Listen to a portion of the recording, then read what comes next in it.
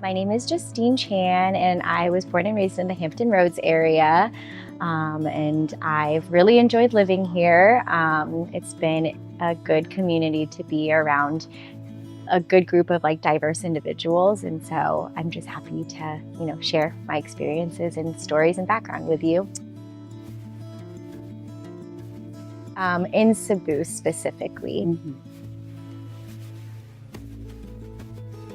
Oh, I would consider the Filipino spirit to be very selfless, almost to a point of being disabling to your own self, but in a very caring way. Filipino people are just known to be very gracious and thankful for everything, but all at the same time trying to be so giving to others. And sometimes even losing yourself in that, but also hardworking, often very religious, I feel like, but a good sense of community overall. So my grandmother immigrated here in, I believe, 1967, and basically she started her roots here and then kind of recruited her children in small groups at a time, and then they were able to basically sponsor all of the other siblings at different years to come to the United States. And from my understanding, they kind of were all over between Virginia and Georgia, and so that's kind of our basis of our roots in the United States. You're my cousin. Yes. So why are we in Virginia? Why is your dad in Virginia Beach? How did he end up here? My dad was, I think he started off in Georgia and then he joined the military. And so he just started his military and his overall career in in Virginia. And thankfully for him, he was able to keep most of his life during his 30 plus years of his career based in Virginia. But my mother was from New York. And so my mom and my dad were basically set up on a blind date. And my mom was like, yep, I'm going with you to Virginia. So they started their life here in Virginia, but mostly due to the military. I think it's really interesting, the background of what an ASWANG is and how basically soul-sucking their persona is. The stories that I do know are related to them hanging out in trees and smoking and trying to steal unborn babies. And so it's kind of scary to think about, and I'd like to think stuff like that doesn't actually exist, but I've never, I was not born and raised in the Philippines, so that cultural experience is just not something that I'm really familiar with.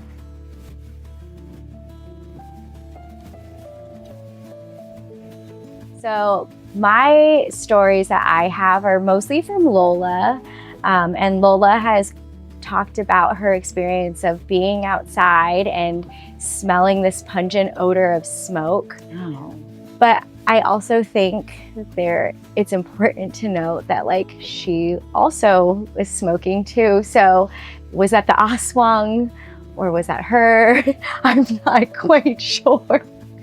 But she would also say that she would see bright eyes in trees and just feeling of uneasiness when she would just be sitting outside. But my dad, on the other side of things, my dad, when I've asked him, I'm like, have you experienced anything about or with an ASWANG? He's like, no, never. Yeah. But I also think that my dad doesn't really maybe believe in those things. So he's maybe not so open to being like, oh, maybe that is a possibility of what that could have been. Yeah.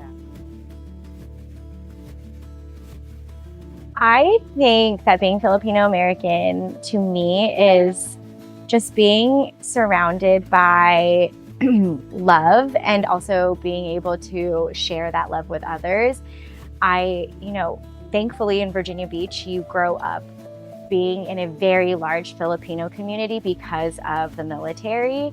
And thankfully to the military too, it gave a lot of Filipino people the opportunity to thrive when they honestly came from nothing. And so taking what I've learned from my dad and recognizing that like life isn't always easy and you really have to work hard.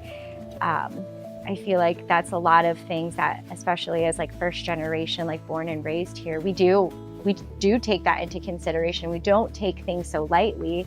And so I would like to think like I, encapsulate all of those things with like my daily actions. And I hope that, those things kind of spread to the community around us. So, I would like to think our role as Filipino-Americans is to kind of share with others our story and maybe put it into other people's perspective. Like, hey, life is really not as easy as one might think. And everything at the end of the day is worth it if you put all of that effort into doing it.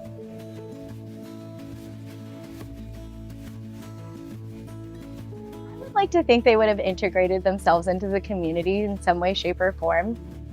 And I don't know if I just have like a dark mindset when it comes to stuff like this, but if it was somebody who is like known to try to steal unborn babies, I feel like it would be somebody who tried to kind of camouflage themselves into everyday society.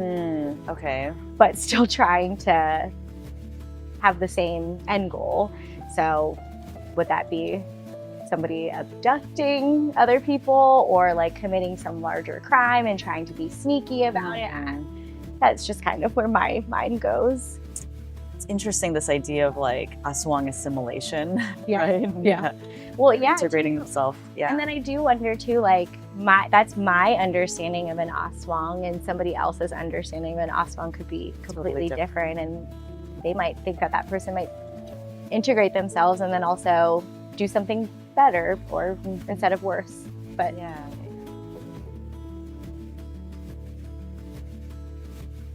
I feel like in this day and age, we are really lucky to be so well received in the community. And so I feel like we have a good baseline generally. And I just hope that we continue to be well received, that our culture continues to be like further explored by other people that are willing to explore that. And I hope that, people can see all of the hard work that our families and our families before us have put in, and that they can recognize how much effort and love and, life that we contribute to the community. Like I just hope that it continues to be like an upward trend for us.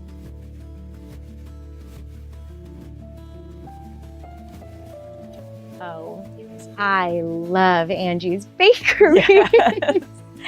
I go almost every week and I get the same thing. I always get half of a dozen ube pandesal, and then I get 2 orders of the Mongol hopia.